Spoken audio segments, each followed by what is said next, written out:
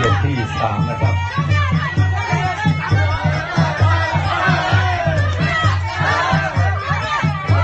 คู่นี้จะน็อกกันหรือเปล่าครับ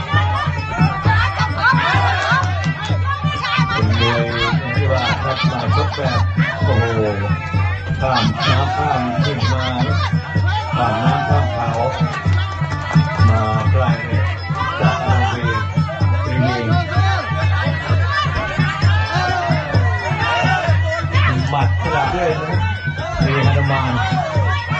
ส่วนเพชรมังกรนั้นมีเข่า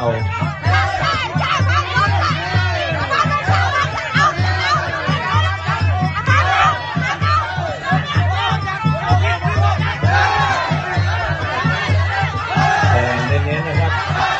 เป็นบอลปูแต่เจ็บโอ้เนียบาโดนเข่าขวาครับ